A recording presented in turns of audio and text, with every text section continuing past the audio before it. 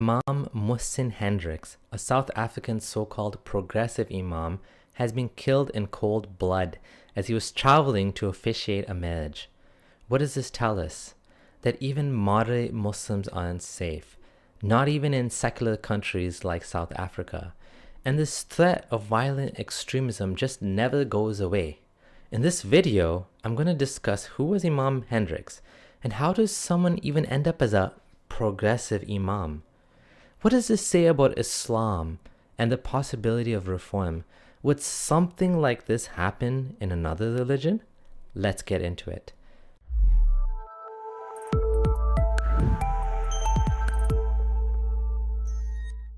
So what happened? As Imam Hendricks was sitting in a car, a truck stopped in front and blocked them from driving off. Two unknown suspects with covered faces got out of the vehicle and started firing multiple shots at the vehicle. Thereafter, they fled the scene and the driver noticed that Hendricks, who was seated at the back of the vehicle, was shot and killed. He was visiting to officiate the marriages of two interfaith heterosexual couples when he was tragically shot and killed. Traditional imams rarely, if ever, perform the marriage of a Muslim to a non-Muslim, something that Hendricks had no issue with. To quote ex-Muslims of North America, while no motive is officially confirmed, it beggars belief that his status as an important symbol of transgression against Islamic sexual mores while occupying a position of authority played no role. This is a saddening but easily predictable consequence of dissent, particularly in the realm of sex and gender roles, in a religion that encourages its violent punishment. It is true that any plain reading of Islamic scripture renders the religion's inherent homophobia undeniable. But it is also true that reducing the injustices committed against LGBT+ individuals in the name of faith requires voices like his just as much as those of militant opposition. However naive his project to reconcile a homophobic belief system with pluralism and tolerance, his refusal to surrender to hateful dogma in life was courageous and praiseworthy. It may be that he has achieved martyrdom in a decidedly different sense than his own religion defines it. End quote. Even in a secular country, extremists have their way. You just can't seem to get away from these people. People like me, who exist online and continue to critique the ideology, are never truly safe. We always have to take precautions. He was the subject of a documentary in which he said about the threats he faced, the need to be authentic was greater than the fear to die. He knew that there was a risk in being an LGBT imam. He did this to create a space for those who were like him, struggling to find a place for themselves in between Islam and their sexuality. He told the International Lesbian, Gay, Bisexual, Trans and Intersex Association World Conference, that's a mouthful, in Cape Town last year, it's important that we stop looking at religion as the enemy. Turns out religion was the enemy, his enemy. This unholy alliance, queers for Palestine and whatnot, is never going to turn out well for the queers. The paradox of tolerance comes to mind. It's a philosophical concept suggesting that if a society extends tolerance to those who are intolerant, it risks enabling the eventual dominance of intolerance, thereby undermining the very principle of tolerance. What did the Muslim organizations say? South Africa's Muslim Judicial Council, MJC, one of the country's main religious bodies, condemned the killing. As members of a democratic, pluralistic society, the MJC remains steadfast in advocating for peaceful coexistence and mutual respect even amidst divergent views, it said. Kudos to them for saying this. Another leading Muslim body, the United Ulama Council of South Africa, condemned extrajudicial killings and urged people not to jump to conclusions about the motive. As I covered in previous videos, a lot of these organizations and Muslims, they care more about the fact that he was killed extrajudiciously, meaning without a trial, because in an Islamic state, he would have been killed. So technically, under Islamic law, there's nothing wrong with him being killed. So they always focus on the fact that it was vigilantes, right?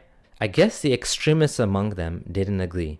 Deputy Justice Minister Andreas Nel of South Africa told the Newsroom TV channel that it's too early to say whether this was a hate crime. Find this ridiculous. What could the motive be? Maybe this was an armed robbery. Maybe he wasn't the target and they got the wrong person. Misplaced gang violence? Stray bullet? Obviously not. He was shot execution style.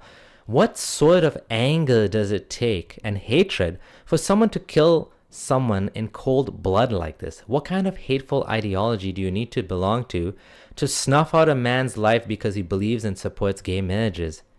It's clear, 100% clear to everyone who knows that this was Islamic-style assassination done to destroy what he stood for, tolerance and plurality in the community. To make it worse, social media is full of nasty comments by Muslims. Senior lecturer in Islamic studies at South Africa's University of Western Cape, Dr. Fatima Assop, reflected on the distressing vitriolic content circulating on social media in the wake of Hendricks' killing. She said, "I just find that completely shocking and so far removed from an Islamic tradition, which is all about compassion and mercy and preservation of human life," she told the BBC. Dr. Essop is deluded to think Islam is about compassion and mercy. She added that while she understood some of the strong feelings against Hendricks' work, there was absolutely no justification, Islamic or otherwise, for this kind of violence. So she does understand the vitriol and hatred against him and where it comes from. Then why the mock outrage and shock then? Yasmin Muhammad had a short video on Instagram that I want to play because it highlights some of the comments Muslims have been posting, and she said it well. I've heard the news of a gay imam in South Africa. His name is Mohsen Hendricks. He was just ambushed in his car and murdered. He was killed for being an openly gay imam. And to add devastation upon this tragedy, take a look at some of the comments that Muslims have been posting all over social media. They don't even have any shame. There's all sorts of messages from people that are supporting this death and that are reclaiming the fact over and over and over again that you cannot be a Muslim and gay at the same time. Other people are saying that it's good that he was killed. People are saying that he deserved it because he was doing this openly haram thing, saying things like, play stupid games, win stupid prizes, Muslims don't play. They're proud of themselves.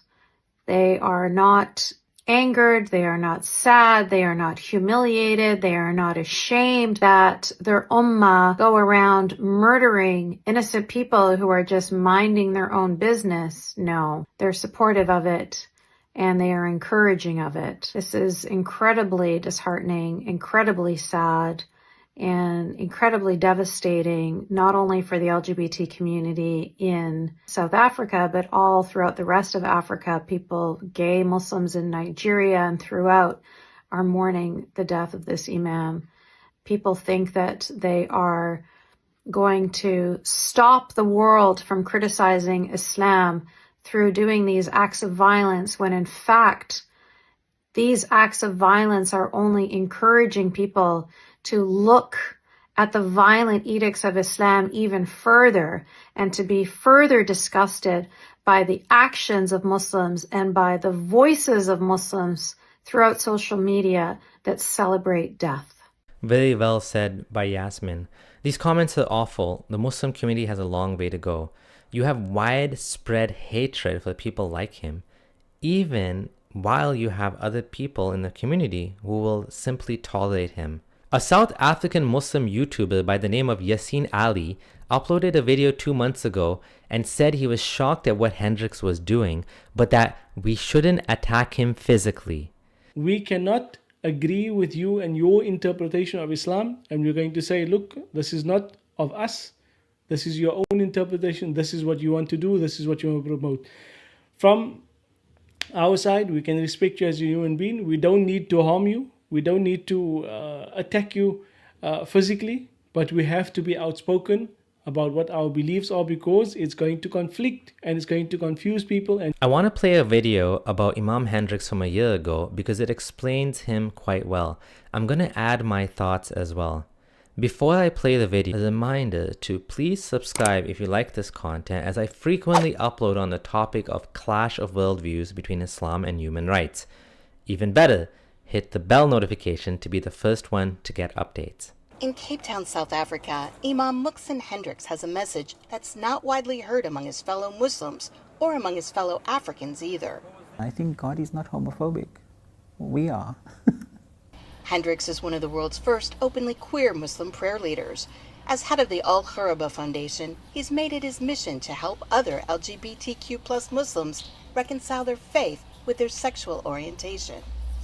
I remember when I came out at the age of 29, there were no structures in place, support structures for queer Muslims, and I felt it was a very lonely experience.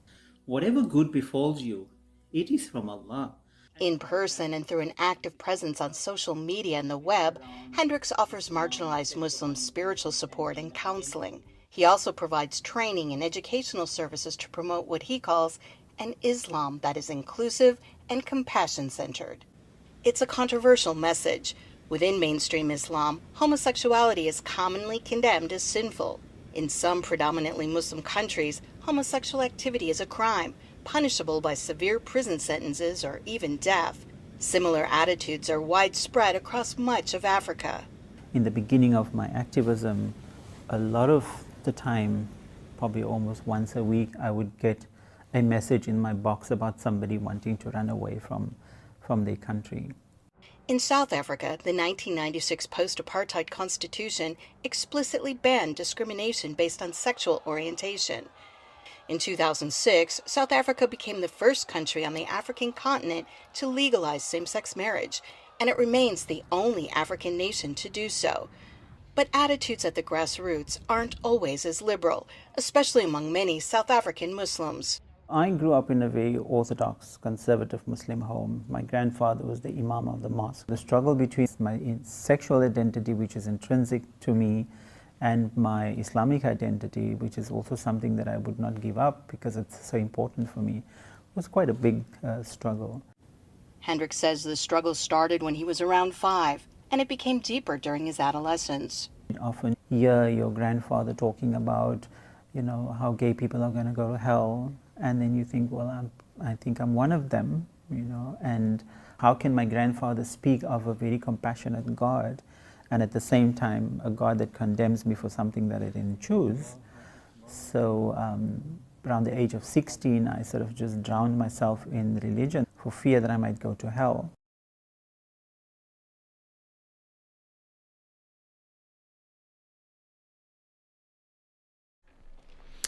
He was a good man. He wanted to create a support system for marginalized Muslims like himself. Then he explained how he had no choice in being gay. Did you hear that? That's a sign that he was struggling with the fact that he was gay. He explains his fear of going to hell and how he drowned himself even more in Islam. This is one coping strategy for those who end up in cognitive dissonance. When things aren't clicking, which way do you go? Either you go up and out, or further down the rabbit hole. That brings me to a question of why even call yourself a progressive Muslim? Why not just leave it completely when it's so incongruent with your lifestyle?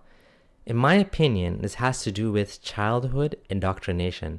Being raised as a Muslim, being taught that Allah is real, it's hard to undo for many people, and even when clear contradictions appear, they can't seem to face the music.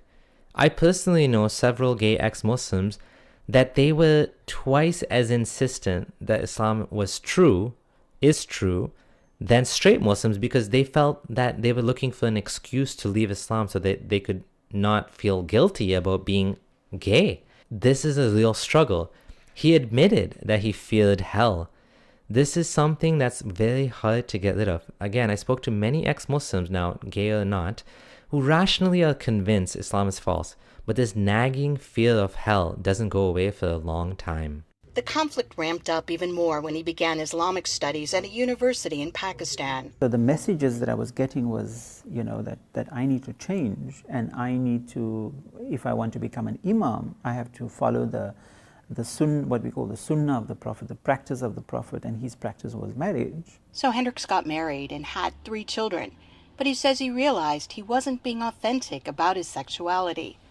After 6 years, he and his wife decided to divorce. Hendricks moved to a farm where he says he fasted and prayed about his situation. One of my conversations with God is, I'm going to not stop fasting until you tell me what it is that you want from me. What am I supposed to do with my life? And it ended up that I fasted about 80 days.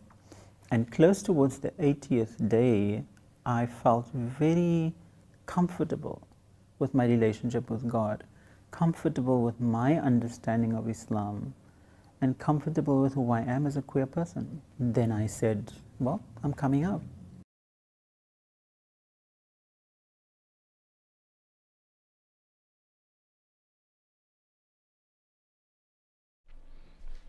I've spoken to gay ex-Muslims who also went through the exact same thing.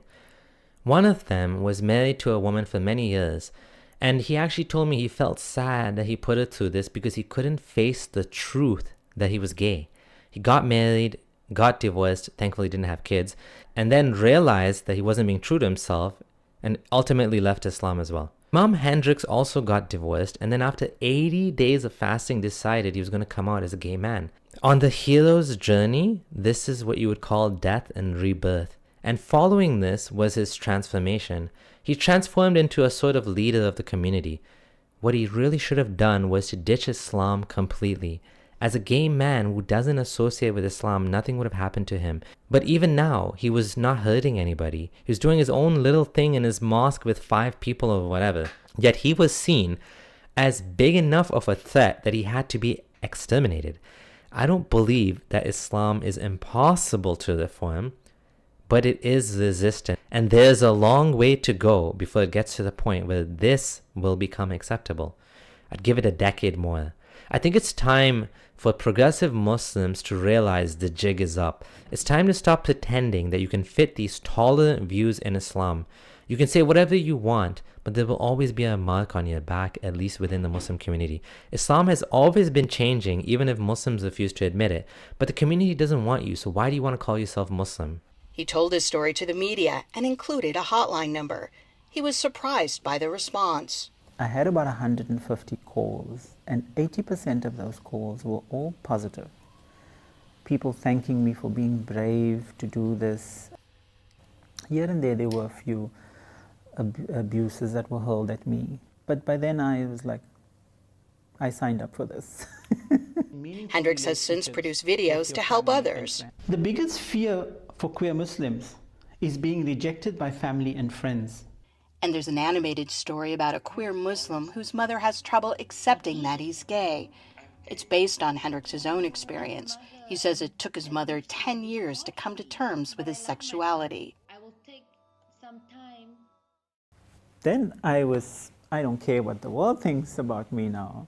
You know, I have my mother behind me. Hendricks argues for new interpretations of long-standing Islamic condemnations of homosexuality. Because there's no prophetic tradition around homosexuality, and there's also the Quran is silent about sexual orientation.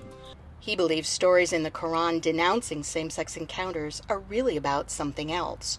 It was either about molestation on the highways, or it was about coercive sex. And I'm like, what is the story got to do with me?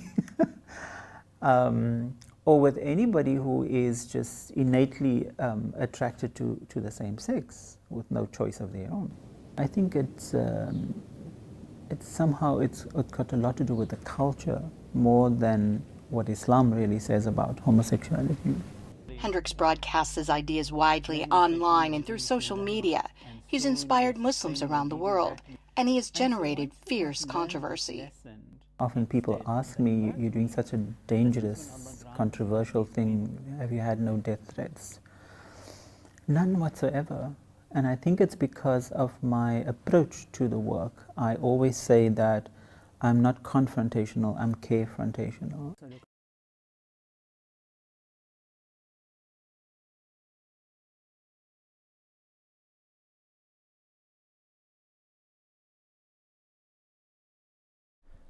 Well, clearly the biggest fear for queer Muslims is not what their family is going to think. It's about them being basically killed for being gay. I mean, that's the worst thing. He was probably speaking about this from the context of living in South Africa, where he probably felt safe, right? You know, to be a progressive, you'd most likely also have to be a Quranist, not accepting any hadith at all.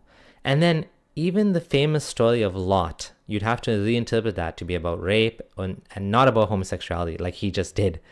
But then again, when has following religion been a rational thing? It's something that these people feel is right. Usually from childhood they've been Muslim, so this is why they're Muslim. So they find ways to twist the text to make them conform to their beliefs. I think him and many other gay Muslims feel a sense of self-loathing about their sexuality and struggle to reconcile why God would make them gay and also condemn their gayness. Many gay ex-Muslims I know were married at one point, as I mentioned before, including Hendricks, eventually getting divorced when it didn't work out. It's all part of the self-loathing, forcing yourself to go through this, that you hate yourself so much that you can't accept this integral part of you. Hendricks says his faith gives him the strength to do his work. I think I would have not survived this if I didn't have a strong faith. And I thank my parents for that. And knowing that God is always there for you. And there were so many experiences in my life that proved that for me. He's also encouraged by the marginalized Muslims he supports. It makes me purposeful. It recharges my batteries, knowing that I'm being instrumental in people's lives. I know that my story has given a lot of hope to queer Muslims, and I hope it will continue to do that. He also hopes his story may help lead to a new vision for the faith he loves. And that people can actually get to a point of practicing Islam as a compassion-centered faith and as an all-inclusive faith, and a faith that is a vehicle for our spirituality. He says he'll keep working to see that happen. I'm Kim Lawton in Cape Town.